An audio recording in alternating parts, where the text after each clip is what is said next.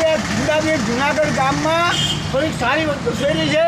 તો હીરાપરના પ્રોસ્પેક્ટમાં 72 રોડ ઉપર આ 9 ફૂટ ઊંડો ખાડો છે ગટરનો. 9 દિવસ પહેલાં મેં ફોટા પાડી.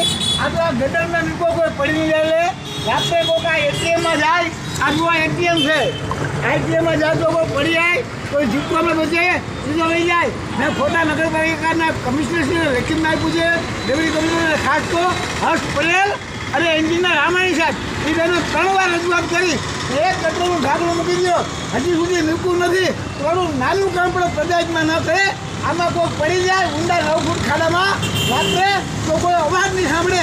અને નગરપાલિકા ઉપર મીડિયા અને લોકો પરાથી બોલાવશે તો મહાનગરપાલિકા આ જુનાગઢ ગામડાની મહાનગરપાલિકાના તંત્રની આબરૂ બચાવવા અને મારા દેશના કોઈ લોકોનો જીવ ન રહે એ માટે ફરી વખત કહું છું.